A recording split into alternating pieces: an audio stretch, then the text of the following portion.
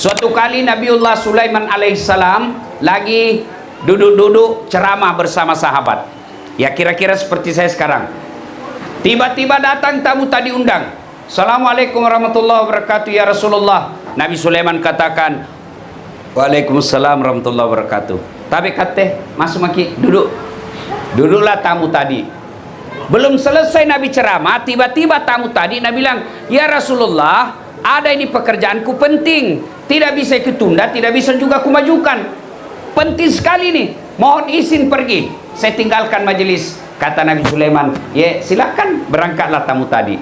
Sepeninggal tamu tadi, Nabi tanya kepada seluruh jamaahnya, sahabatnya, saudara-saudara sekalian, ada yang tahu siapa itu tadi tamu? Tidak ya Rasul, Anda yang lebih tahu.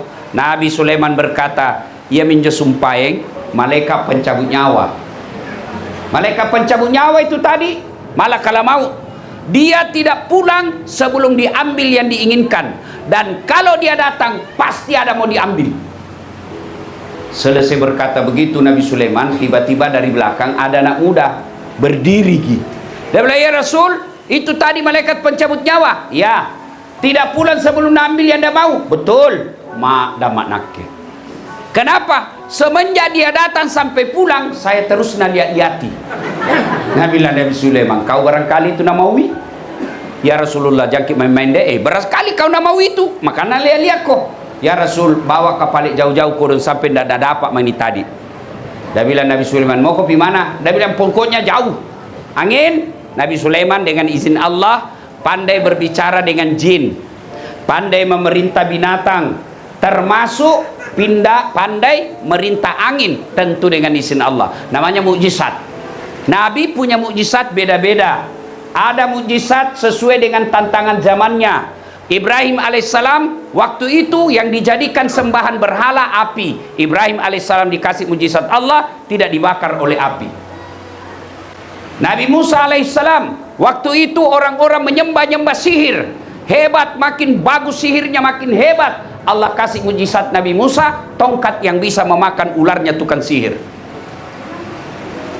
Kemudian Nabi Isa alaihissalam waktu itu orang menyembah-nyembah, mengagung-agungkan ilmu kedokteran. Nabi Isa alaihissalam Allah kasih mujizat, pandai menyembuhkan penyakit kusta, waktu itu tidak ada yang bisa sembuhkan. Nabi Allah Sulaiman alaihissalam pada saat itu mengagung-agungkan jin. Nabi Sulaiman diberi perintah Allah, mampu perintah jin dan berbicara dengan binatang. Rasulullah sallallahu alaihi wasallam pada saat beliau sebelum hadir, kafir-kafir Quraisy mengagung-agungkan sastra, mengagung-agungkan syair. Allah berikan salah satu mukjizatnya Al-Quran yang kalimat-kalimatnya membuat orang kagum karena tidak pernah didengar sebelumnya. Catatannya, Allah berikan mukjizat sesuai dengan tantangannya. Tapi yang diberikan mukjizat tidak seenaknya dia gunakan, itu namanya mukjizatnya.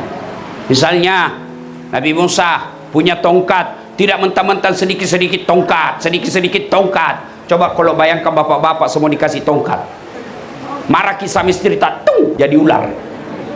Ibu-ibu dikasih mukjizat, pandai memerintah angin, suami tak bohong, lempar pergi di Tanjung.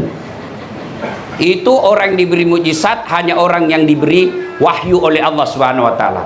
Nah, berangkatlah ini anak muda, diterbangkan. Kata Nabi Sulaiman, "Palutui melolokegap tiwi ini." Diterbangkanlah anak muda ini kiri kanan lurus. Nabi bilang, jauh mak, enggak ada apa main kurang ajar patah bangka-bangka. Angin, kasih turun mak. Turunlah ini anak muda. Baru satu langkah kakinya diinjakkan di tanah, ketemu itu tadi tamu. Nampak dari mana kok? Dari tadi saya tunggu kok. Kenapa saya tinggalkan itu tempat? Karena di sini kau harus mati. Realitasnya dia tinggalkan kematian. Dia jauhi kematian, tapi faktanya dia datangi ajalnya.